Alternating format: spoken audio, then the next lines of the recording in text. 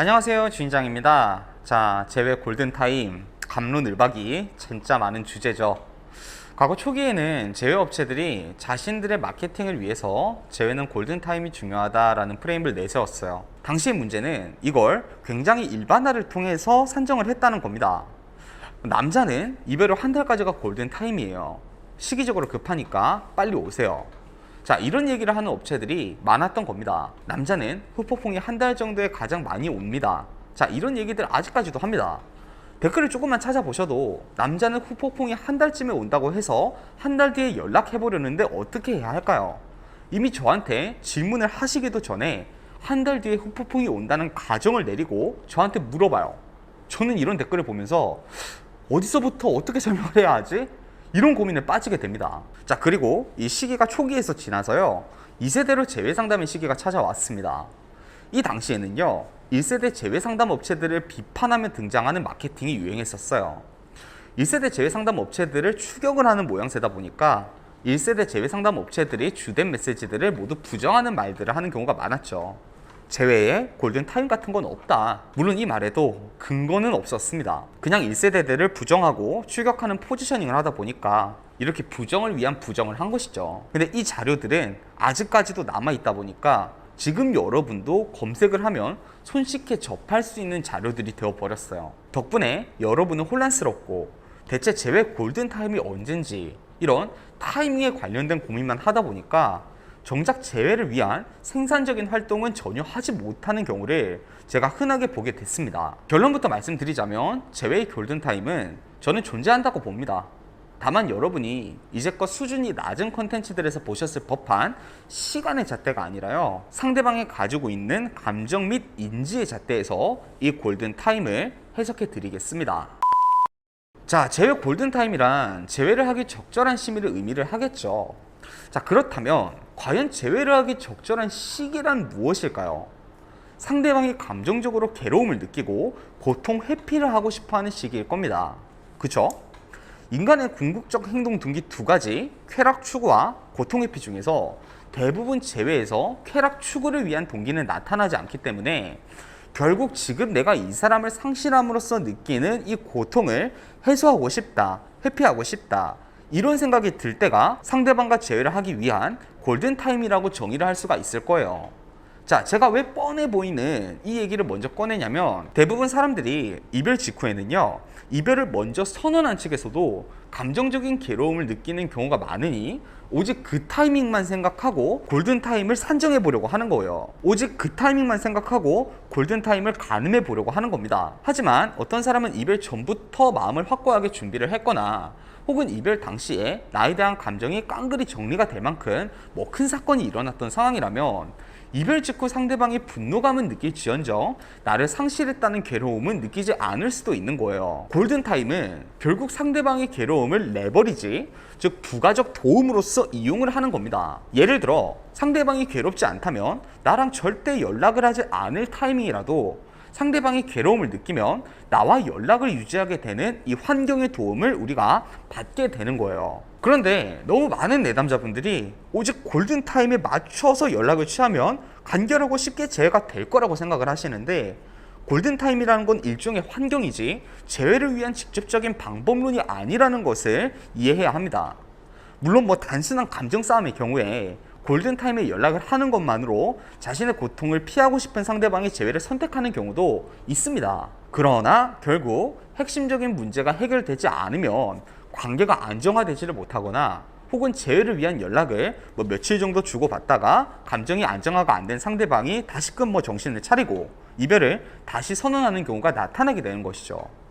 정리하자면 골든타임은 상대방이 나를 잃은 상실감으로 괴로움을 느끼고 이 괴로움을 회피하고자 하는 욕구가 있는 그 환경, 자, 이렇게 정의할 수 있겠습니다. 엄밀히 말하자면 골든타임을 단순히 제외의 골든타임 이렇게 정의하는 것은 적절하지가 않습니다. 제외 과정을 세분화하면 여러 가지 단계로 구분할 수가 있는데요, 이 단계별로 골든타임이 존재한다는 개념을 제가 차차 설명드리겠습니다. 자, 그럼 결국 우리가 골든타이밍을 가능하는 방법은 언제쯤 상대방이 괴로움을 느낄 수 있을까라는 것을 고민해 보면 됩니다. 대부분 이별 직후를 혹은 1차적인 상대방의 부정적인 기분이 환기되고 나서 나에 대한 상실감을 느낄 법한 타이밍을 골든타이밍이라고 얘기합니다. 이 또한 위에서 말했듯이 케이스에 따라 상실감을 느끼지 못할 과정을 통해 이별을 한 것이라면 절대적인 것은 아닙니다. 더불어 댓글만 보더라도 저는 한 달 정도 기다렸다가 상대방한테 연락을 해보려고 하는데요, 괜찮을까요? 자, 이런 질문 정말 많은데 아마 한 달 정도가 여러분께서 상대방과 연락을 하지 않고 좀 견뎌낼 수 있는 마지노선이라고 느끼기 때문이겠죠. 자, 그런데 이 시기는 사실 웬만한 상황에서요 그렇게 효과를 보는 타이밍은 아닙니다. 효율성이 없어요. 이별 후에 괴로움을 느끼면서 상대방이 한 달 정도 시간을 보내면서 나에 대한 의미를 깨닫고 점점 더 감정이 커진 그런 적절한 타이밍에 연락을 통해서 재회를 하는 경우도 있겠으나, 비율적으로 훨씬 많은 케이스들이 이제 겨우 한 달 정도 고생을 한 다음에 이별 감정에서 벗어나서 내 생활 패턴을 찾았는데 또 내 기분을 망치는구나, 이런 반응을 보이는 경우가 더 많습니다. 즉, 한 달 동안 상대방의 이별을 정리하며 생긴 이 매몰 비용, 이별을 정리하느라 사용한 시간과 감정으로 인해서 나와의 연락을 더욱 받지 않으려 할 수 있다는 거예요. 제가 오늘 영상에서는 이 5가지 골든 타이밍들과 그 골든 타이밍이 오는 그 심리학적 해석을 말해드리겠습니다. 자, 첫 번째 공허함 타이밍, 두 번째 의미 실감 타이밍, 세 번째 상황 인지 회복 타이밍, 네 번째 가치 판단 오류 타이밍, 다섯 번째 의사결정 미확신 타이밍. 자, 말 좀 어려운데 제가 설명해 드릴 거니까 어려워하지 마시고 제가 천천히 말해 드릴게요. 자, 첫 번째 공허함 타이밍. 상대방이 이별을 선택하고 막상 이별 후 공허함을 느끼는 타이밍입니다.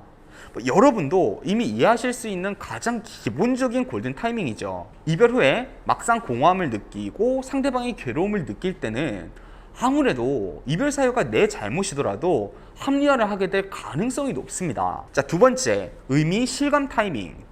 일반적으로 장기적인 연애를 하다가 이 사람이 나에게 어떤 의미를 지닌 사람인가에 대해서 망각을 하게 되어 이별하는 케이스들이 있습니다. 장기적인 연애를 하다 보면 어느 정도는 필연적으로 이 설렘, 이런 연애 감정은 무미건조해지기 마련이고, 의미, 상호 간의 의미에 기반해서 관계가 유지가 됩니다. 더 이상 이 사람한테 내가 설레지는 않지만 나한테 소중한 의미를 가진 사람이야. 자, 이런 의미가 필요한데 이 의미라는 것이 꾸준히 실감하지 않으면 점점 망각하게 되는 그런 습성이 있습니다. 그런데 막상 이별 후에 내 의미를 실감하게 될 다른 계기라던가 이런 것들이 생기면 괴로움이 몰려오는 것이죠. 자, 세 번째 상황 인지 회복 타이밍. 대체적으로 현실적인 이유 혹은 상황 이별에서 찾아볼 수 있는 골든 타임입니다. 우리 인간은 스트레스를 받으면요 자신의 현 상태를 제대로 판단하지 못합니다. 스트레스가 높아질수록 그 상황에서 회피하고자 하는 감정적인 생존 본능이 이성을 지배하고 상황 인지와 합리적 판단보다는 당장 내가 선택할 수 있는 고통 회피 전략을 취하는 거예요. 이별 또한 마찬가지로 내가 지금 스트레스를 받으니까 연인과의 관계가 부담스럽습니다. 그러면 이 부담감에서 벗어나기 위해서는 연인을 정리하면 된다라는 장기적으로 봤을 때는 좀 비합리적인 결정을 내려버리는 것이죠. 하지만 결국 사람은 적응의 동물이기에 어떤 여건에 놓여 있건 웬만한 경우는 적응을 해내곤 합니다. 이렇게 적응을 하며 스트레스는 조절이 되고 그 타이밍에 자신이 그릇된 판단을 내렸다는 것을 실감하고 괴로워할 수가 있는 것이죠. 자, 네 번째 가치 판단 오류 타이밍. 우리 모두 이별 후에 그 사람이 그렇게 괜찮고 좋은 사람인지 그 당시에는 몰랐어요. 자, 이런 걸 느껴본 경험을 해봤을 겁니다. 그 순간 우리는 그 사람에 대한 가치 판단의 오류를 저지르고 이별을 한 셈이죠. 그리고 아마 이것을 깨닫는 타이밍에 맞춰서 상대방이 연락을 했다면 대부분 과거의 그 사람과의 관계를 다시 우리가 시작하는 것을 선택을 했을 거예요. 마찬가지로 상대방 또한 나를 이미 가진 상태에서는 내 가치를 인지하지 못하고 있다가 이별 후 내 가치를 어떤 계기로 인해서 실감하게 되면 괴로움을 느끼게 되는 겁니다. 이 과정에서 상대방이 다른 이성을 만나는 시도를 하면서 내 가치를 실감할 수도 있어요. 다섯 번째, 의사결정 미확신 타이밍. 이별 결정을 하긴 했으나 아직까지 상대방이 자신이 내린 이별 선택에 대한 확신을 가지지 않는 타이밍입니다. 우리는 보편적으로 어떤 선택을 하는 것에 확신을 가지고 내리는 선택도 있지만 일단 선택을 한 뒤에 내가 내린 선택이 옳았다라는 것을 뒤늦게 합리화를 하기도 합니다. 아무래도 완벽하게 확신을 가지고 있지 않은 상태이므로 상대방의 생각에 영향을 주기가 비교적 쉬운 상태가 되는 셈이죠. 자, 여기까지가 골든타이밍의 경우의 수를 정리한 내용이 되겠습니다. 그런데 이쯤 되면 여러분이 그래요, 이제 이 세분화된 단계들 여러 가지의 종류들은 알겠는데 지금 이 골든타임인지 어떻게 알 수 있을까요? 자, 이런 생각을 하실 법합니다. 자, 골든타임의 경우의 수는 많지만 결국 괴로움을 느낀다는 감정의 결과는 같습니다. 즉 모든 괴로움에 인간은 유사한 반응을 보인다는 것이죠. 자, 이와 관련돼서 간략하게 설명드리자면 총 3가지 반응을 보고 유추를 해보세요. 자, 첫 번째, 상대방의 행동 패턴이 기존과는 달라진다. 자, 사람이 괴로움을 느낄 때는 기존이랑 행동 패턴이 달라집니다. 우리가 우울할 때 우리는 이 우울함에서 벗어나기 위해서 사람을 만나려고 하고, 술을 안 마시는 사람도 술자리에 나가려고 하고 뭔가 변화를 줘보려고 하죠. SNS를 전혀 안 하던 사람이 SNS를 하기도 하고, 반대로 SNS를 그렇게 많이 하던 사람이 SNS를 전혀 안 하기도 해요. 마찬가지로 상대방이 이런 괴로움이 나타나면요, 기존 행동 패턴이랑은 조금 다른 모습을 보이게 될 겁니다. 자, 두 번째, 감정 기복이 나타난다. 자, 우리 인간은요, 불행하고 우울한 순간을 정말 견디질 못해요. 이게 몇 날 며칠 이렇게 장기간적인 얘기가 아니라 진짜 몇 시간도 견디기가 힘들어요. 우리가 우울함이 찾아오면 우리는 그 즉시 그 기분을 벗어나려는 노력을 해요. 그러다 보면 뇌에서는 도파민이 나오는 일을 찾고 순간적으로 기분이 또 괜찮고 힘이 나기도 합니다. 그러다 또 현실을 자각하고 우울해지고 이 패턴이 반복이 되는 거죠. 그래서 괴로움을 느끼는 사람을 보면 하루에도 이 감정 업다운이 몇 번씩 나타나요. 만약 상대방 SNS나 프로필을 보는데 이런 감정적 기복이 보인다, 이것도 신호라고 볼 수 있는 거겠죠. 자, 세 번째, 자신의 정보는 제한하면서 내 정보에 대한 관심은 보인다. 자, 괴로움을 느끼는 순간에는 우리가 또 뭘 합니까? 자, 우리 입장에 한번 대입을 해서 생각을 해봐요. 우리 SNS 우리 건 잘 안 올리면서 상대방 스토리는 하루에 몇 번씩 확인을 합니다. 이게 내 정보를 제한하면서 상대방 정보에 대해서는 관심을 보이는 행동을 우리 스스로도 지금 이미 하고 있지 않습니까? 마찬가지로 상대방이 나랑 똑같은 행동을 보이거나 아니면 나도 이별 직후에 SNS를 안 하고 있어서 볼 게 없으면 지인을 통해서 내 소식을 넌지시 물어보거나 이런 행동이 나타나면 이것도 신호라고 볼 수 있는 거죠. 자, 오늘 얘기는 여러분이 통상적으로 말하는 이별 후 연락만 하면 쉽게 제외할 수 있는 골든타임, 즉 상대방이 괴로움을 느끼는 것에 대해서 기준을 얘기했지만 엄밀히 말하면 골든타임은요, 제외를 해나가는 그 모든 순간순간들에 하나하나씩마다 과제마다 존재합니다. 가령 예를 들어서 저희 채널에는 제외를 단기 제외, 장기 제외 이렇게 크게 구분을 해놨죠. 단기 제외의 경우 첫 번째로는 분위기 환기 및 이미지 재정의, 두 번째로는 감정 증폭, 세 번째로는 관계 회복, 이렇게 3가지 단계로 구분할 수 있어요. 그럼 이 하나하나의 단계마다 적절하게 이미지를 재정의해야 할 타이밍이 있고 감정을 증폭시켜야 할 타이밍이 있을 겁니다. 이 모든 행위마다 가장 적절한 골든타임이 있다라는 거죠. 사실 마음으로는 여러분이 단순히 쉽고 빠르고 편하게 제외를 하기 위해서 상대방이 마음이 괴로워질 타이밍만 노리기를 추천드리고 싶지는 않아요. 결국 상대방의 감정 흐름은요, 완벽하게 유추하기가 힘들고요, 상대방 스스로 감정을 어떻게 관리하는지에 따라서도 달라지는 것인데 우리가 이것에 영향을 줄 수 있는 것은 제한적이기 때문입니다. 그래서 오히려 여러분이 좀 더 내가 안정적으로 제외를 해야 되겠다라는 생각이 있으면요, 이런 제외의 각 단계마다 우리가 어떤 처치를 해야 하는지, 어떤 타이밍에 해야 하는지, 이런 각 방법론들을 공부하셔서 더 완성도 있는 제외 과정을 밟아 나가시는 것을 더 권장을 드려요. 더불어 제외 골든타임에 대해서 워낙 오랜 시간 동안 그 잘못된 정보들이 많았기 때문에 이 3가지 오해에 대해서 해석하고 오늘 얘기 마무리하겠습니다. 자, 남성과 여성의 골든타임인 차이가 있다. 자, 결론부터 말하자면 성별에 따른 차이는 거의 존재하지 않습니다. 진화 심리학적으로 이별을 받아들이는 과정이 다른 것은 사실이지만 이것 또한 하나의 변수값에 불과해요. 이별 과정, 이별 성향, 환경 등 다양한 변수값이 있는 것처럼 그냥 이것 또한 하나의 변수값에 불과하면서 그렇게 큰 영향을 주는 요소는 아닙니다. 보통 연애 과정 중에서 여성은 헌신을 받는 것에 초점을 맞추고 남성은 이 여자를 뭐 정복하는 것에 초점을 둔 연애들이 많기 때문에 비슷한 형태의 이별이 발생하는 경우가 많으니 일반화적으로 해석한 얘기예요. 남자, 여자 이렇게 부분적으로 일반화를 해서 얘기할 수는 없는 겁니다. 자, 두 번째, 골든타임 놓치면 재회가 불가능해진다. 자, 아닙니다.